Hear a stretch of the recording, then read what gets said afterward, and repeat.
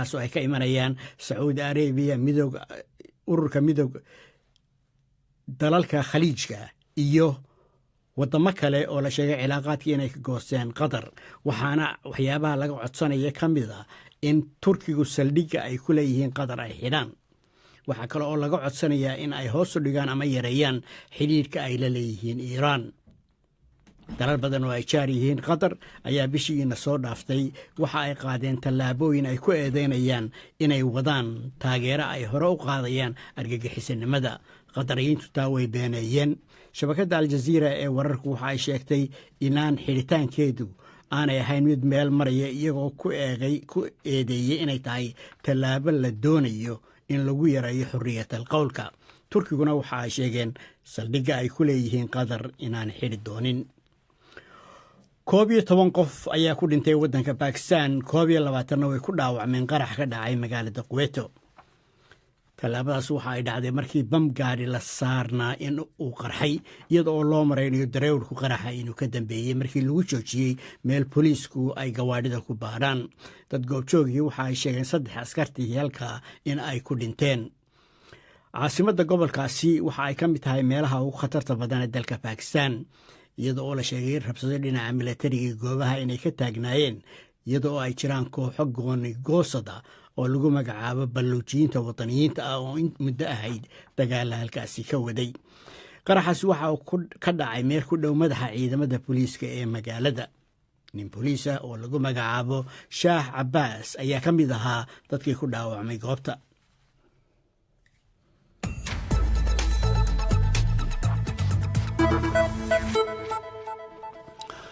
aad buu mahadsan yahay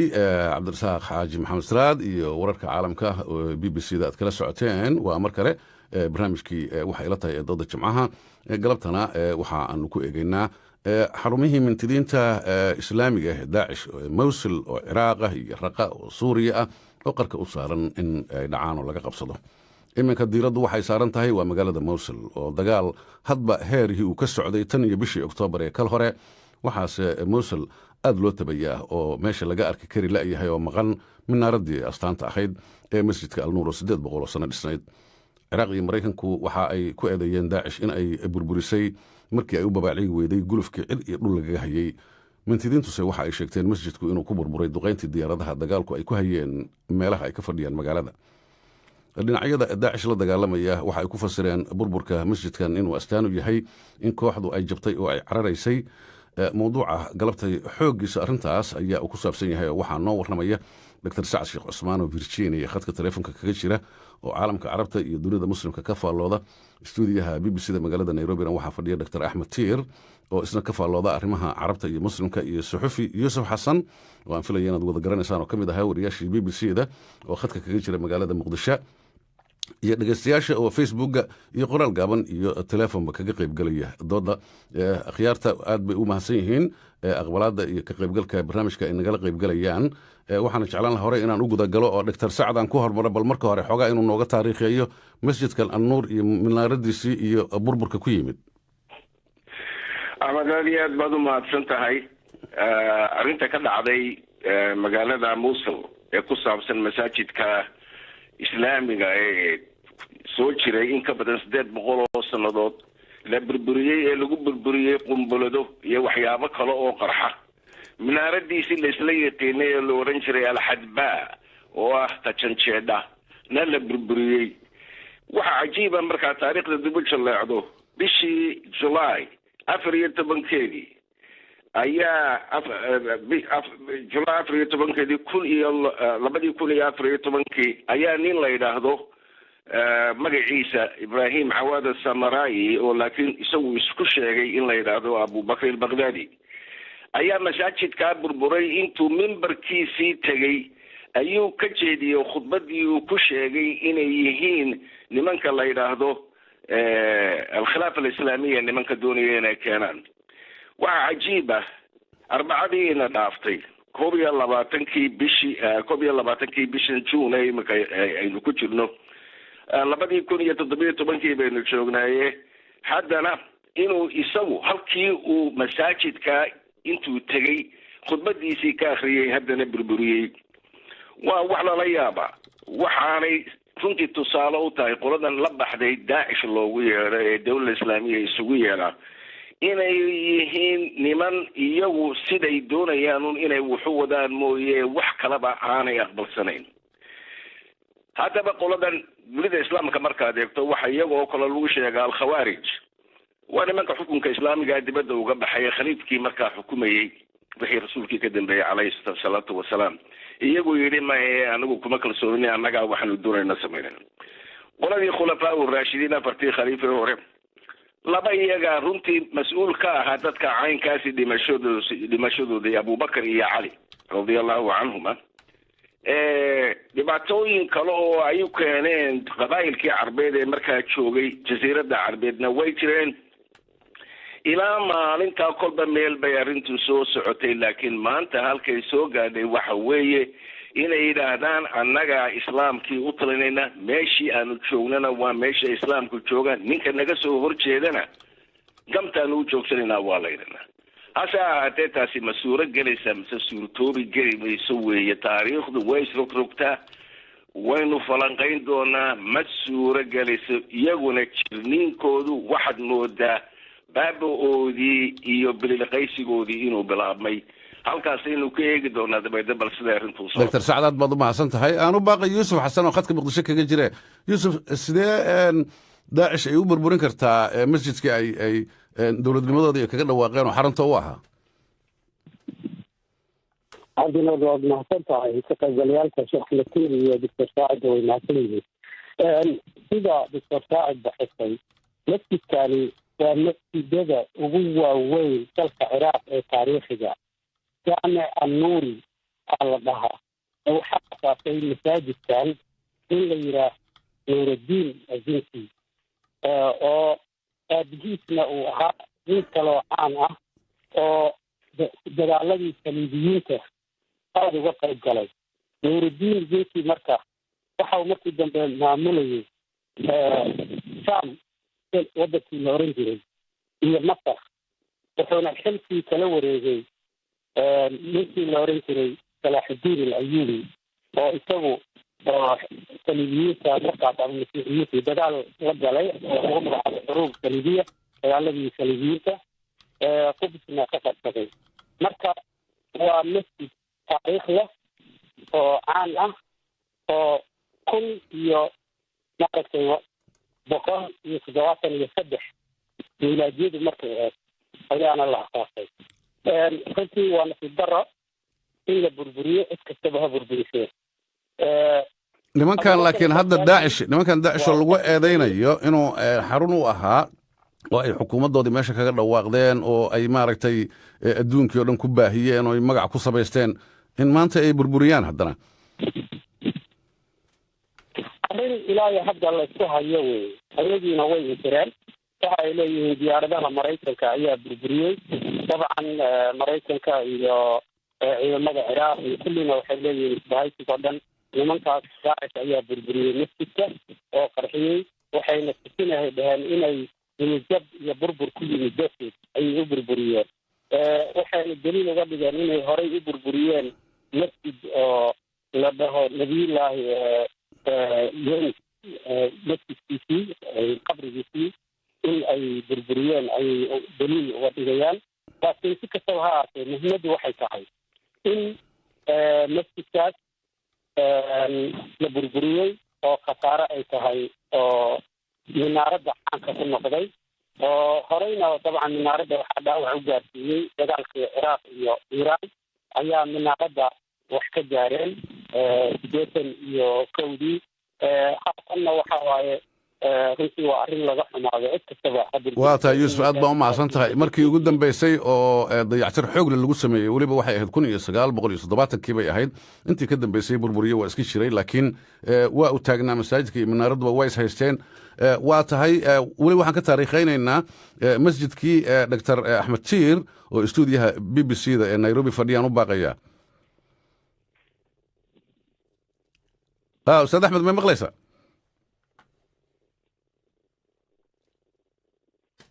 waa tahay weli waxaanu ku jirnaa magaalada Mosul iyo Daesh iyo qalalaasaha halkaasi ka oogan weli dadka nala hadlay goobjoog ah waxay sheegayeen inay qiri karaan gacanta Daesh inuu masaajidka ku burburay markii ay waxyaabaha qarxa ay ku rakibayeen calanka Daesh laakiin dadku waxay qirayaan weli in uu suran yahay inta ka hartay dhismihii masjidka walow ciidamada Ciraaq saacadihii la soo dhaafay ay ku sii durkayeen oo dadweynaha ay samaacada kula hadlayeen oo ay u sheegayeen in ay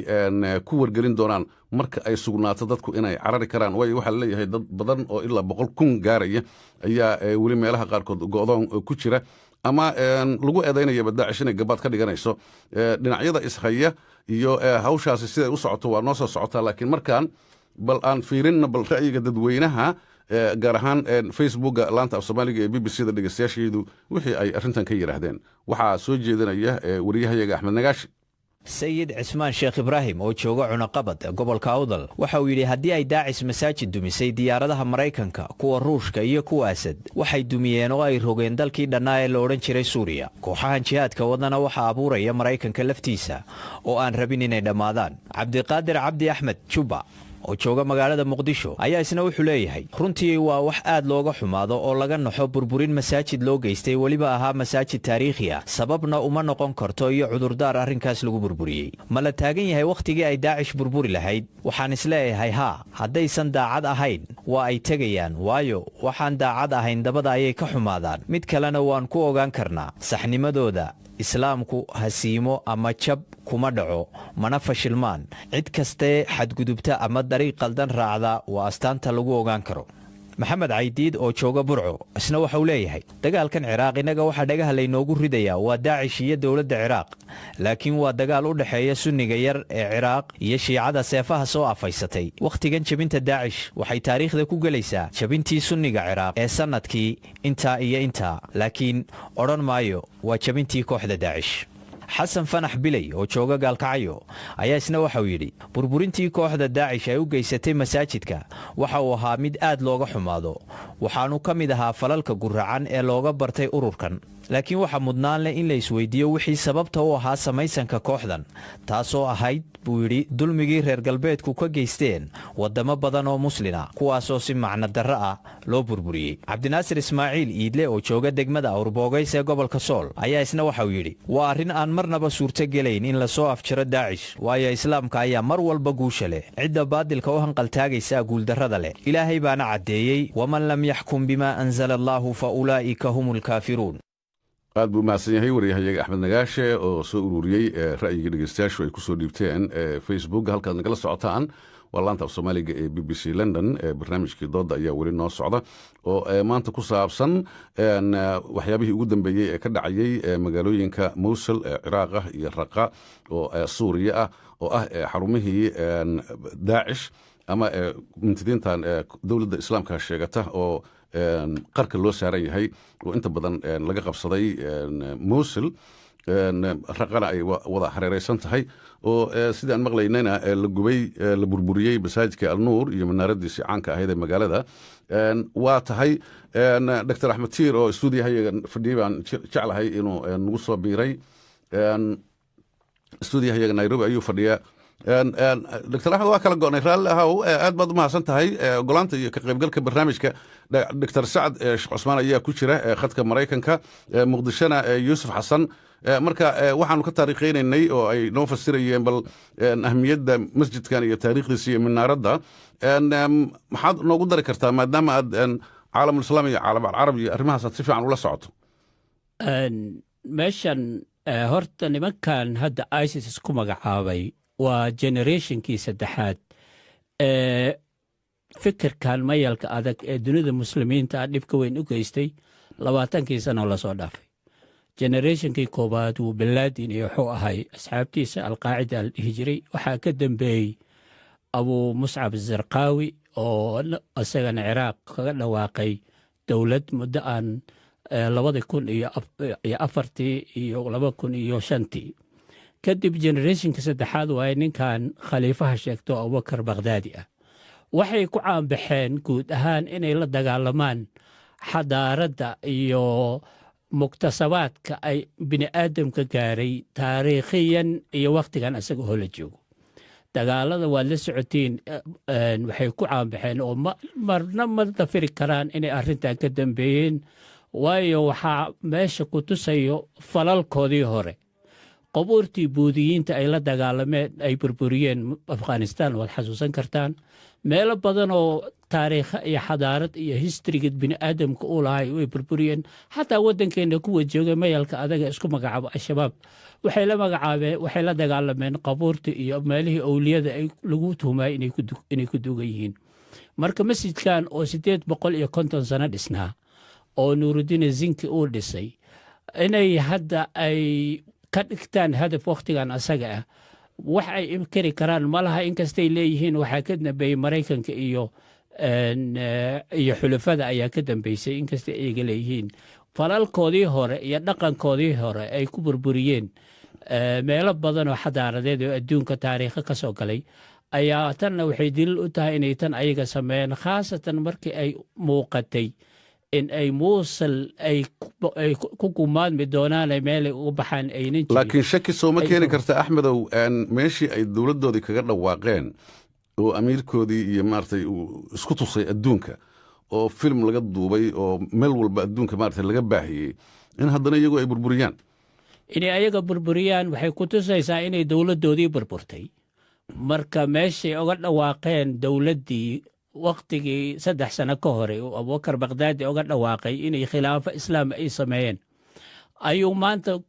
miiskii mambarkii laftiisii ayuu burburiyey sababtoo ah carabiga waxaa lagu magacaabaa fikirkan waa fikri cadami ah waxba ma jiraan wax kasta hala burburiya waaye hadday malaynayo yani hadda wax ay u burburinayaan si oola kaca dawladahan kale ee hadda dagaalka ku wada si oola kaca ay u burburinayeen xadaarad bini aadam oo 850 sano dhisnayd ma garanayo hadday si alla kaca ay ku imaanina waaba la sheegi doonaa laakiin kulli calaamadaha waxay ku tusayeen inay ayaga burburiyeen markii ka baxayeen aad iyo aad baad umahadsan tahay weliba dood waa noo socotaa yuusuf xasan muqdishaan u baaqayaa yuusuf maxaa lagu fasiri karaa sideese dadka ay uga dhaadhicin karaan inaysan iyagu burburinin maadaama iyagu ay gacanta ku hayeen waa arrin adag horta waxaa la yidhaahdaa mar haddii dagaal dhaco xaqiiqada ayaa meesha ka baxda ilaa hadda waxaan dhex taagana qolo hebla burburisay iyo qolo hebla burburisay daliilna lama hayo marka waa arrin la yaab leh meeshii khilaafada ay uga dhawaaqeen in ay burburiyaan waxa ku kalifi karaa waa isweydiin arrin mudan qoladan kale oo la dagaalamayso maraykanka iyo ciidamada ciraaqna dabcan waxaa loogyahay inay duqayn ku wadeen oo meelaha ay xoogga ku leeyihiin marka masjidku haddii uu kamid ahaa xarumihii ay ku sugnaayeen waa wax dhici karaa in la beegsaday oo wax diidaya iyadana male inkastoo dhinacyadii ay inkirayaan oo ciidamada ciraaqna ay leeyihiin annagu maba anaan gaarin meesha si kastaba ha ahaatee waxaa meeshaan muuqata in dhibaata dhacday oo dhibaatada dabcan masjid la burburiyey waxaa ka muhiimsan dadka rayidka oo baaba'aya markasta dhinac kasta waa runtaa yuusufow waxaa jirta dadka goobjoogga waxay qirayaan ama markii masawirada la arkay laga qiyaas qaadan karaa in dad u dhowaa ay burburiyeen duqayn diyaaradeed uusan ku burburin masjidka iyo minaaraduba waa wax dhici kara laakiin ilaa iyo hadda annagu dee daliil aan leenahay qole hebla burburisay ma jirto wararka jira waa intaas si kastaba ha ahaatee waxa weeye magaalo taariikhi ahayd masjid taariikhi ahaa ayaa meeshaasi ku baaba'ay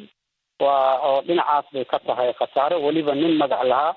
oo sidii horeyba aanu xusay nuuruddin zinki oo maaragtay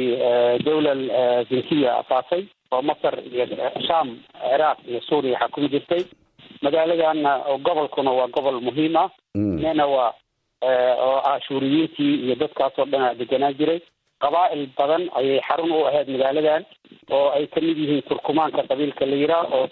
shiica iyo sunni leh waxaa kaloo joogay masiixiyiin iyo alkultlan oo cashuuriyiintii ah oo isugu jira iyaguna qowmiyado oo intaba muslim iyo masiixi intaba leh runtii magaaladan waa magaalo iyo gobol muhiim ah magaalooyin badan ah hoos yimaadeen waa gartay وصح iyagu aan diin haysan ayaa gobolkan deganaa marka dadkaasoo dhan horey u qaxeen dhinaca Kurdistaan Ciraaq iyo dibadaha ayay u qaxeen masiixiyiinta Ciraaq xarun ay u ahayd magaalooyinka u dhow Mosul hadda waxa ku dagaalamaya waa ciidamada Ciraaq iyo xoogaa yar oo maaragtay Sunniyiin oo ku haray oo Sunniyiinta waxa la sheegaa intooda badan inay Daacishka ku biireen waa tahay Yuusuf aad baad mahadsan tahay meel dhib badan sharaxaadda dhacana oo dadkii runtii waxyaabo kale ka imaan kara waa tahay runtii dalka Ciraaq iyo guud ahaan gobolka iyo weliba laanta dhaqanka iyo qaramada midoobay u qaabilsan jamciyadda qurumaha ka dhaxaysa UNESCO iyo aad baa cara iyo murugo looga muujiyey haybtan dhaqan ee burburtay ama la burburiyey laakiinse dad kale waxay leeyihiin waa qayb ka mida xanuunka iyo silaca haysta dadka reer Ciraaq ee aan dhammaadka lahayn dad kale waxay leeyihiin sida dhinacyada dagaalamaya aad soo hadal qaadeenba inay tani soo dedejin karayso Daesh in laga wada saaraba gudaha iyo hareeraha magaalada Mosul Dr. Saad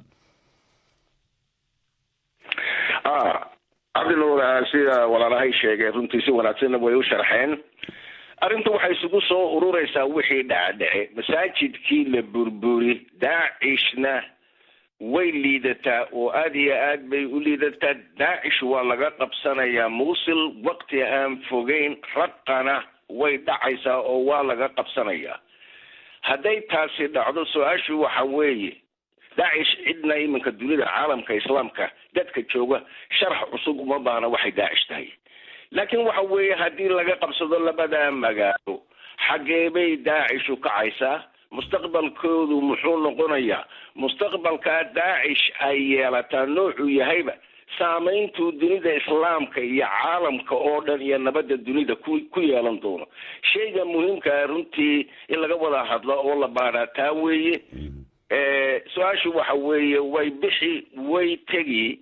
waxani waa fikrad iyagu waxay ka soo farcameen al-qaacida waa la wada ogyahay siduu sheegay walaalkaygan doctorkan joogay makaxfiintoya studiogeena Nairobi waxa weeye nimankani waa niman aan ogolayn wax la yiraahdo waxaanan anagu ogolayn horta ma jiraan sidoo isagu isticmaalay erey af carabi isticmaalo waa cadami ayuu yiri waxa weeye waa burbur iyo baaba wax taagani ma jiraan dunidu iminka siday u fidiyeen iyagu fikirkeeda Yurub oo dhan baa halis ku jirta Mareykan wadnuhu farta ku haya inta Asia waxa ka socda waa ognahay xataa Philippines ayaa dagaal noocaasi ka socda waxa weeye mustaqbalkooda waa aragnaaye iyagu ma sidii al-qaacida ay ka bixi doonaan meesha iyagoo organizer oo iswata laakiin fikirkoodii wali uu socon doono sida ay u cadahayna aniga igu muuqato maanta Yurub wax aan baqdin aan ku jirin baa ku jirta baqdintaasina waxay ka imanaysaa iyaga iyo fikirkooda marka waxa weeye mustaqbalku waa caankee Yurub caalamkoo dhan weliba dunida islaamka iyo kuwa carbeed kuwaasaa faala runtii u baahan waana arrin lagama maarmaana waa tahay Dr. Saad aad iyo aad baad u mahadsan tahay hadda wararka ugu dambeeya waxay sheegayaan maantada tan in xoogaga Daesh ay ka dagaalamayaan magaaladaasi Mosul tan iyo bishii Oktoobar ee sanadkii hore waxaa la lahaa waa la sigay waa laga qabsaday Mosul xaggay u carareen qaybtaasaa la fadhiyaa sida la sheegayana Mosul inta gacantooda ku jirta weli boqolaal kun oo dad rayidah ku jira calankii weli waa u babanaya nimankii weli waa soo taagayeen waa dagaalamayaan marka haddee weli lagama adkaan soo maahan madaafiic bay ridayaan waa isqarxinayaan hakad bay geliyaan ciidamadii Ciraaq ilaa ciidamadii Ciraaq haatan ay miciin bideen dadka inay kula hadlaan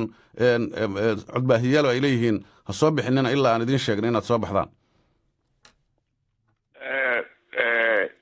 waxa weeye way joogaan baqdintuna meesha way joogtaa laakiin sida wuxuu socdaan sidaynu u aragnaa waxa weeye jiritaankoodu mid ku raagi doona maaha labada magaalo waa laga qabsan doona dadkan meesha jooga ay baabiiyeen ee Mosul joogana de waa la ogyahay waxa ku dhacay laakiin nimankani siday u sii joogaan iminka mustaxiil weeye laano dunidii oo dhan baa la dagaalamaysa militariga Ciraaq siduu sheegay shalayto nin commander oo ka hadlay wuxuu yiri masaajidka waxaan ugu jirnay 165 foot fiit baan u jirnay buuri markii la qaxiyey marka gudihii way ku jiraan waanay ka saarayaan waana bixi qoladanina waxa weeye eray af carbeed oo leedahay calaya wa calaa acdaayi mar haddii anigu waa dhintay aniga iyo cadowgaygu meeshaan ku burburno ma suurtooda inay sii joogi karaan hadday maalma joogaan hadday wigag joogaan waa kuwii baxa intooda badanina way ku dhiman doonaan intaa gudaheedana raqa waa laga qabsan doonaa questionku sida aan ku weydiiyey waxay xagee bay markaa arrintu u kacaysaa wey دكتور سعد aad iyo aad baad u mahadsan tahay khiyaartana dhegeysanaysa halkaad nagala socotaan waa laanta af Soomaaliga ee BBC London barnaamijka dooda jimcahan ku jirnaa oo ku saabsan ayaamaha loo tirinaya inay u hareen Daesh wadanka Ciraaq iyo wadanka Suuriya xarumaha ay ku lahaayeen oo midna in yar ay ka haystaan waa Mosul midna lagu hareeraysan yahay oo leeyahay hal mar baa hooshka lagu qaadaya laga wada saaraya saacadda afrikada bari shantii iyo bar weeye doodaas ayaanu ku noqonaynaa stuudiyaha iyaga Nairobi Dr. Axmed Tiir oo fadhiya ayaan u baaqi lahaa bal arrintaasi halkaas inuu ka sii wado waxaa la leeyahay nimankii waa jabeen waa laga adkaaday haddana waa kuwana waa dagaalamayaane anigu waxay la tahay caskariyan ama xagga ciidanka hadday jabeen waxay u joogi doonaan xagga fikriga ah oo waxaa samaysmi doona generationkii afraad oo ka mayal adag kuwan waayo nimankan waxa ay dadka ku soo dumaan waa fikirkii iyo asbaabahay dadka ku soo dumaayeenna weli way joogtaa caalam carabi iyo caalamka islaamka iyo dunida reer galbeedkaba waxay ku soo dumaan dadka in uu cadaalad xumo ay ka jirto wadamada muslimiinta in reer galbeedka ay ku soo duulan yihiin dadka muslimiinta ah xoolahooda iyo tarwadooda iyo hantida ay leeyihiin waxay ku andacoodaan inay diktatoriyada caalamka islaamka inaan loo ogolayn xurriyad muslimiinta inay wax ku doortaan ay wax ku sameeyaan marka asbaabihii khaarijiga ahay ee dibadda ay daacis ku sii jiri lahayd xagga fikirka dunida muslimka iyo caalamka maanta way jiraan ma filaayo hal mar ah inay dhalaali doonaan ay fikirka baabi'i doono laakiin waxaan ku waafaqsanahay Dr. Sacad in ay xagga ciidanka militarily ay baabi'i doonaan waayo dagaalka lagu hayo dagaal ay u barbardhigi karaan maaha waa dagaal aad u weyn dowlado aad u awood weyna way hayaan iyagana dee tabartoodu intaa unbay ku joojin doontaan laakiin xagga fikirka way sii socon doonaan khatartan ka daran ayay adduunku inay ku noqon doonaan u malaynaa waayo hadda hal meel ay ku aruursan yihiin laakiin way assimilation way kala didi doonaan nin walbaba fikirkiisa meel ayuu la aadi doonaa marka cabsidaas waa cabsi aad u jirto waayo waxay arrimahay ku samaysmeen ay ku heleen supportka dadka ama taageerada dadka ay ku dhex nool yihiin ee sunnada Ciraaq sida khaaska ah ee weli la dulmayo ee dhibka lagu hayo weli arrintii sidii u taagan tahay weli sunnada Ciraaq dhibka ayaa haysto ninka sunniga Ciraaqa meeshu aadi karo hadda u ordi karo waxa waay marka inuu nimanka maceen ka doono iyo kaalmo marka waxaan filaa fikir ahaan way jiri doonaan laakiin ciidan ahaan way burburi doonaan واتا يوسف حسن مقدشة nimankan weli taageeradii waa u jeedaayo Dr. Axmed Tiir wuxuu leeyahay taageeradoodii waa sii shuuqaysaa nimankani hadda waa xoog in la durkiyo maahan weli waa dagaalamayaan marka taageeradooda maxaa see loo malaynaya weli taageero ma haystaan والله أنا أخذتي وحوي دكتور سعد يا دكتور أحمد تير وكتحتي وحي شيئين هنتي لكن وحن قدر لها وكلية وحوي فكر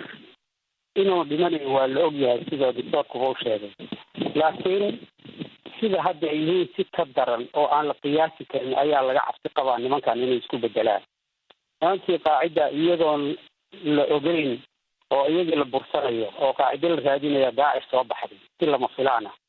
labadoodiina isma arki karaan haddana qaacidi waa la iloobo waxaa xoog yeeshay si oo kadisa daacish haddana la yaab male haddii cidi ahaan laga adkaado oo magaalooyinka laga saaro in ay wejiyo kale iyo kooxo kale imaanayaan shaki kuma jirto arrimahaas waxyaabaha caawinaya waxaa ka mid ah tusaale ahaan magaaladan Mosul haddaad fiirisid waxay ku dhex taalaa saddex dowladood afar dowlad shan dowladood dhexdeed Iiraan Turkiya Suuriya iyo Ciraaq hadda khariidada fiirisid ayaa magaalooyinkan ku dhex yaalaan oo nayna waa gobolka oo la yiraahdo ama Mosul oo Ashuriyiinta xarunta u ahaan jirtay ay ka tirsan yihiin marka qabaa'ilka degan oo isku jira waxaa cabsi laga qabaa turkumaanka oo shiica iyo sunni leh iyo maaragtay kuwa oo kale oo kurdishka oo alyaziidiyiinta iyo ay ka tirsan yihiin kuwan bashmarga iyo sunniyiinta wixii oo dhan waxaa cabsi laga qabaa dowladaha gobolka inay isku biriraan arrintan oo wejiye cusub meesha ka soo baxaan iiraan iyo turkiya cabsi laysaga qabaa inay arrimaha isku khilaafaan waxaa kaloo isku khilaafi kara maaragtay dalalka khaliijka oo jabhadaha kala taageera qaarkood ciraaq oo aan lagu midaysnayn naf ahaanteeda marka runtii arrin khatar ah oo ay adag tahay hadda in la saadaaliyo oo qabali leh oo qowmiyaad leh ayaa imaan karaysa qaar leh oo ayaa imaan kara oo aad khatar ah magaca Yuusuf doontana lama yaqaan waxa laga yaabaa halkaas inay su'aali ka soo baxdo ayaan hadda haynaa dhowr daacish oo kala gedisan inay ay dhasho ayaa suuragal noqon kara waxaa tiri khatar kala soo socota waxa ka khatarsan hadda daacish marka la yiraahdo laynta iyo qarxinta iyo caburinta iyo wax walba tilmaan waxa ka khatarsan oo imaanaya maxay yihiin awal alqaacida la lahaa wax ka khatarsan ma jiraan aniga ma dhihin wax ka khatarsan laakiin khatar cusub oo kale ayaa imaan karta oo noqon karta macnaha oo noqon karta in shucuubta halkaas degan dhibaato weyn soo gaartay iyo qax iyo burbur cusub oo kale sidii horeba ay soo gaartay waa run qowmiyadihii isla noolaa oo magaaladan muusil ku wada noolaa oo masiixiyiin leh oo shiico leh oo dad aan diin haysan leh oo muslimiin sunniyiina leh oo dad oo qarniyaal isla noolaa oo xadaaradaas ku wada noolaa ayaa maanta ku kala qaxay oo baaba'ay oo qaxooti noqday oo 200 kun iyo wax lamida oo magaaladaas ku xaniban ayaa la sheegaya inay joogaan marka runtii cabsi weyn ayaa laga qabaa gobolka in arrintaasi ay faafto waa tahay Dr. Axmed Tiir oo Nairobi studio fadhiya Axmed Tiir wax daacish ka khatarsan oo soo bixi doona ma kula tahay inay jiraan haddaad u fiirsato taariikhda nimankan mayalka adag ee soo jiray hadda laga soo bilaabo 80kii ama dagaalka Afghanistan laga soo bilaabo ilaa hadda jiil walba jiilka ka dambeeya wuu ka sii khatarsan yahay yacni markay fikir dhammaatood istiraha fikirkan waa laga adkaaday fikir ka sii adag ayaa dhalanaya alqaacida maanta la leeyahay ayadaa roonayd abu muscab sarqaawi iyo khilaafadii asaga u sheegtaa sii dhaantay kuwaana ugu sii daran marka waxaa imaan karo siduu yuusuf magacaabo kale in la burburiyo dowladnimada ciraaq oo idin la burburiyo waxaa imaan karo in gobolkan oo idil uu degi waayo waayo nimankan niman aad u hubaysan ay ahaayeen fikirna way aaminsan yihiin waana laga adkaaday way jabaayeen meel kale unbay isku aruursan doonaan waxay ka dhiidhiyeen ay ku heleen saboodka ama taageeridda dadka sunniga ee ciraaq ay shalay nimankan ku dhismeen weli arrintii way taagan tahay lamana xallin marka sida ay ku baabi'i karaan hal mar oo intaa xagga ciidanka looga adkaada ay ku kala tegi karaan ma falaye inay jirto dhibkooda xataa inuu annagana soo gaaray kala fikxadaan ay adduunka kala aadaan ayay u badan tahay hadda hal meelay ku aruursan yihiin marka waxaa fikir sidiisaba lama dili karo fikir waa la qanciyaa nin saakay subaxii soo kacay oo malakumowd soo huwaday oo inuu dhinto u soo baxayna wax lagu samayn kara ma la jiro ciqaabta ugu badan oo qof binu aadama lagu sameeyo waxaa waaye in la dilo ninkan in la dilo dooni waana lagu soo tababaray caqli kalena ma laha adduunyo kalena muu arkin cilmi badan ma laha wax dil iyo dhiig daadi basaa la baray marka intii meeluu tagaba adduunka uu sii tago tii unbuu soo wadi waayo mehelad kale ma leh aan dil iyo dhiig ahayn marka waxaan filaa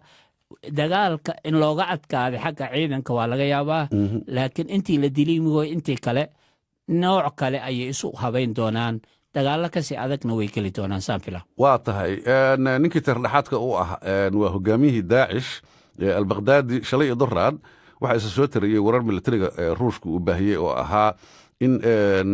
shir sare oo ka socday meel aan sidaa uga fogeyn raqa ragguu ku jiray ay ku shirayeen oo madax sarsare ah oo isaga kala yimid ciraaq iyo suuriya duqayn diyaaradaha ruushka inuu ku dhintayba dhinacyo kale oo ciraaqa laakiin ma xaqiijin karaan sida dowladda ciraaq oo kale laakiin warkan ruushku waa uu isa soo tarayey oo iyaguna way ku adkaysanayeen oo waxay lahaayeen boqolkiiba boqol ma hubno laakiin waa u dhowdahay inuu dhintay marka hadday hogaamiye beelaan daacish ma noqonaysaa marka kafantii daacish dr saacid kolleyba arrintan iminka aad sheegtay ee ruushku sheegay baryahanba waa la maqlayey laakiin mid baa jirta laba arrimood baan doonayaa inaan taabto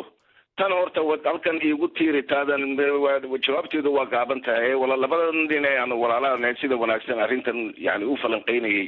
waxaad moodaa labaduba inay ku dheeraadeen fikrad ahaan waxa la yidhaahdo nimankan la yidhaahdo daacish fikrad ahaan fikradii hadday soo baxdo madfacna laguma burburin karo dhirbaaxana aqal lagagama saari karo fikrad kale oo iyada hor joogta oo burisa ayuunbaa lagula dagaalamaa taasi halkaasi iyadu duniday u taallaa sida loo yani weliba dunida islaamkay u taallaa fikradda kasoo horjeeda ee diinta islaamka ku salaysan dadka noloshooda iyo taariikhdooda in laga horkeena wey burburkoodu waxa weeye fikrad kale oo fikradooda ku burburi oo ka horkeen haddii kale sidaas unbay fikradooda usoo taagnaanaysaa weligeed tan kale waxa weeye tanaad iminka tan ruushka haddii sida ruushku baryahanba sheegayay uu lahaa gudkaanu ka garaacnay oo warka waase soo tarayaa oo abubakr albakhdadi meesha inuu ku dhintay ayaanu u badinaynaa war jira wuu soo bixi doonaa laakiin waxa weeye hadduu abubakar dhinto dee nin kaluunbaa halkiisii imanayo oo abuhebel la baxaya marka waxa weeye taasi taa weye laakiin midunbaa sheegeetan uu yuusuf xasan sheegay ee ah halis bay ku tahay dhinaca siyaasadda gobolka dowladaha degan dhabtaasi weeye laakiin taasi mid fikrad boqolkiiba boqol ku saabsan maaha waxa weeye maslaxo iyo dana geograafiga oo siyaasadeed oo dowladaha ka dhexeeya weeye taasi iyada cilaajkoodu nooc kale weeye oo waa mid siyaasi ah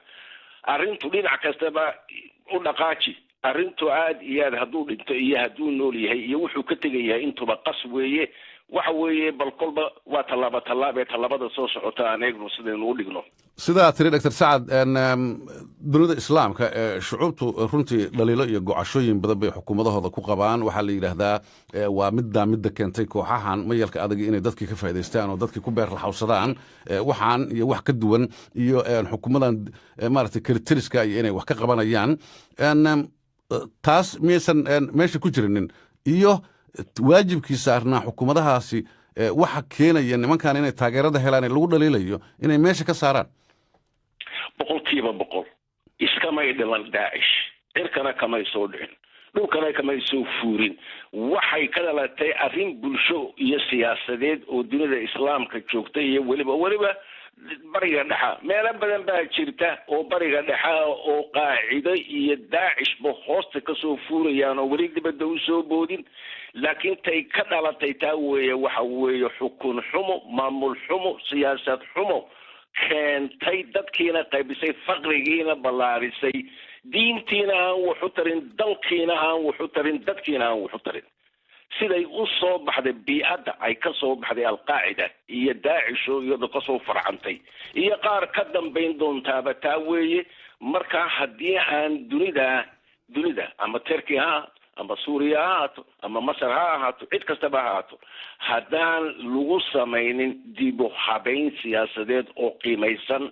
oo dadka iyo dalku iska dhex arkaan oo dadkana wuxuu tarta mustaqbalkoodana ay ka daawadaan 110 nooc oo caynkaasuun baa kasoo bixi doona oo magacyo cusub leh dr axmed tiir dareenkaas iyo arrintaas qiilkeeda ka waran macnaha ay ku fadhido waxaan aaminsanahay siduu doctor sacad sheegay inayan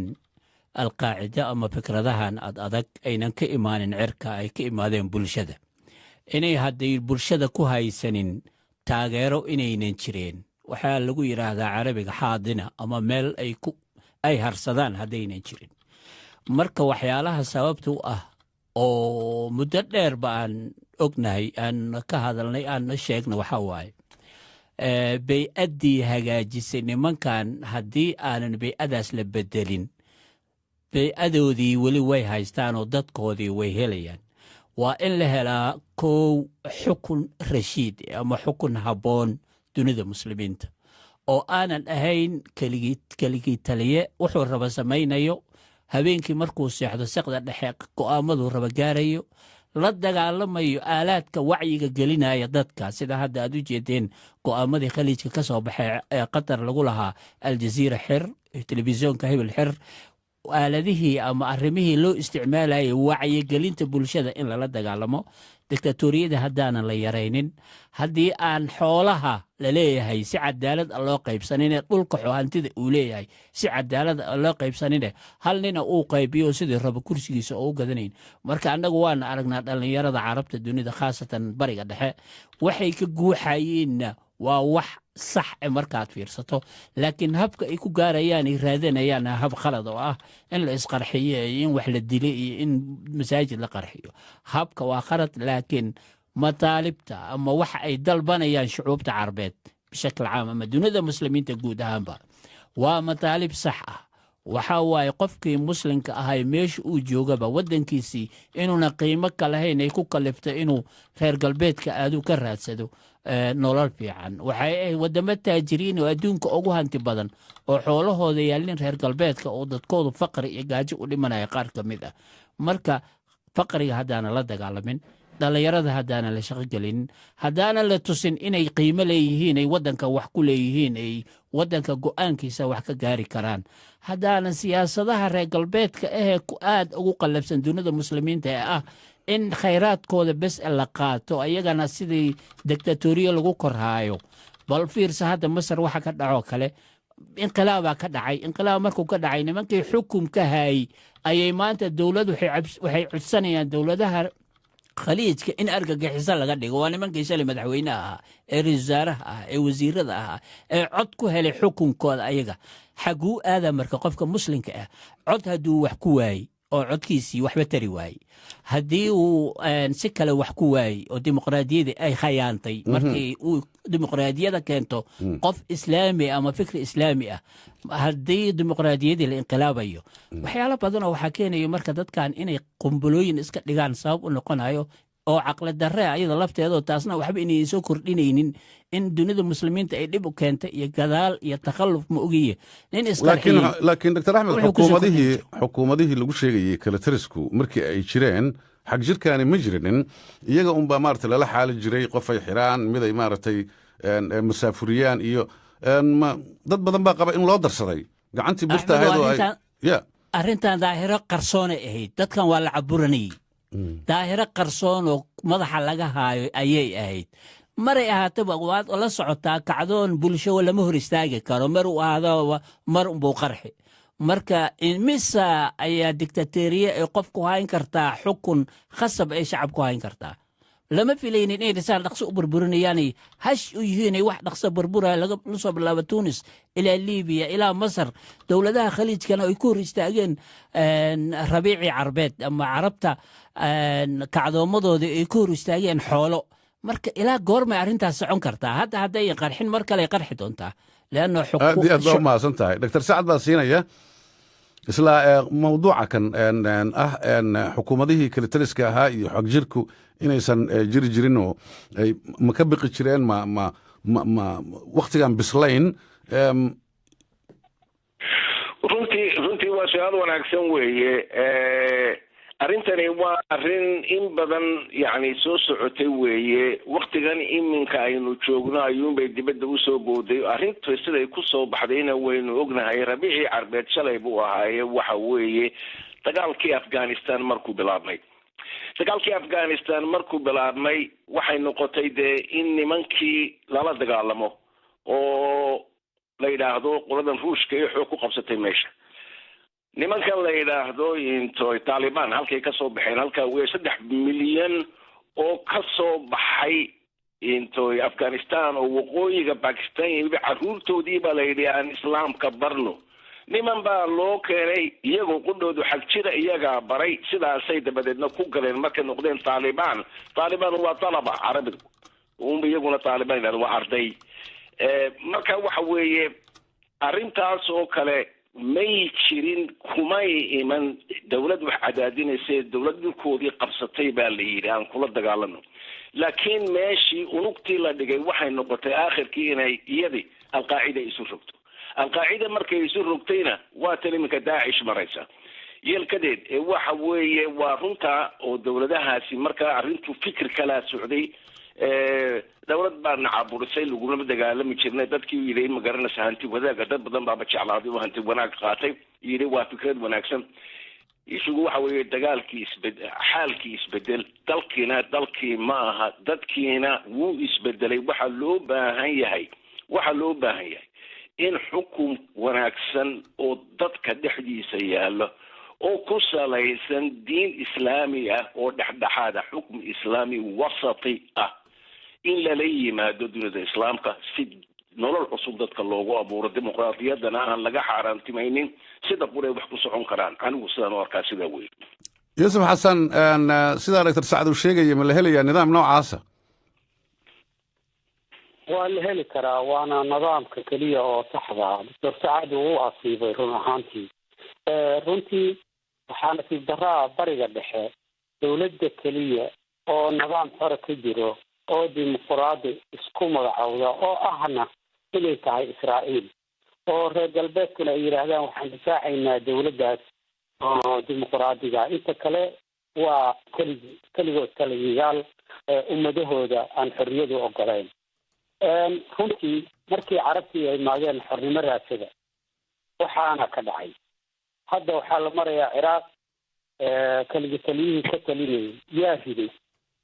ma islaamiyiina riday ma waxaa riday jabhad mucaarida ma ridin reer galbeedkaa riday ayadoo laleeyahay war ka jooga fidnaha hor dabadeedna fidnadaana ka dhalatay maanta aanu ka hadlayno haddana suuriya la farageliyey waxaana ka dhashay oo maanta laleeyahay maraykanka iyo ruushka ay heshiis ku yihiin in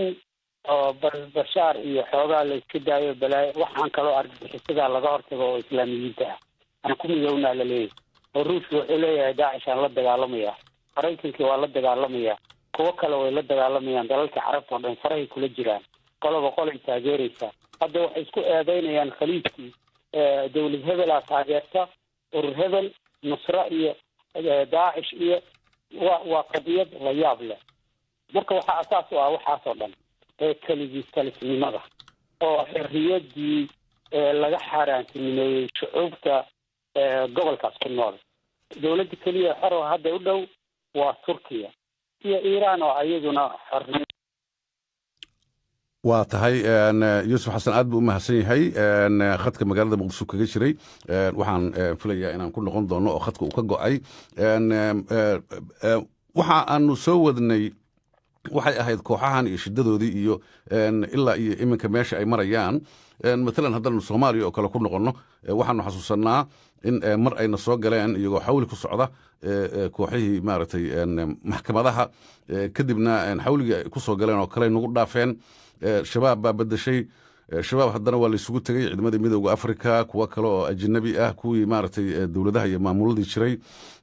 magaalooyinka waaweyna waa laga saaray laakiin haddana dhul ballaaran iyo wadooyinkii muhiimka ahaa iyo meelo badan bay haystaan maalin walba waa u jeednaa qaraxyada iyo dhibaatooyinka waxay dhigayaan ma laga yaabaa marka daacish haddii layidhi raqa iyo mawsil iyo waa laga saaray in sidaasoo kale ay noqdaanoo iyagiina wax u socon waayaan waddankii iyo meelihii lagula dagaalamayana ay waxba ka socon waayaan doctor axmed tiir horta fikirkan waa fikir isdaba yaallo ma aha fikir hal meel ku eg waa fikir caalami ah oo isdaba yaallo laga soo bilaabo afghanistan soo mar suuriya ciraaq soo mar khaliijka soo mar yeman imaaw ilaa soomaaliya ilaa iyo inta uu jiro waa fikir isdaba yaallo waa rag hal aragti ka wada qabo nolosha iyo sida wax inay u socdaan ay tahay kuwa nala jooga innaga shabaabka waa un xubin ka mid ah nimanka oo dagaal iyo dil iyo qarax ma ogiye wax kaloo fikir ah aanan aaminsanayn sababtoo ah ninka hadduu hadaf siyaasadeed leeyahay hadaf siyaasadeed war anigu siyaasadaan rabaa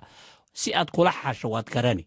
laakiin in hadaf siyaasad aan lahayn oo wuxuu raba ay dil tahay bas ama aan ku xukumo ku dilo ama aan ku dilo ama aan ku xukumo ay tahay si loola xaalo way adag tahay waxaad moodaa inagu waddankeennu in ay dowladahii imaanayay ee hadda iska aadka daciifka u ahay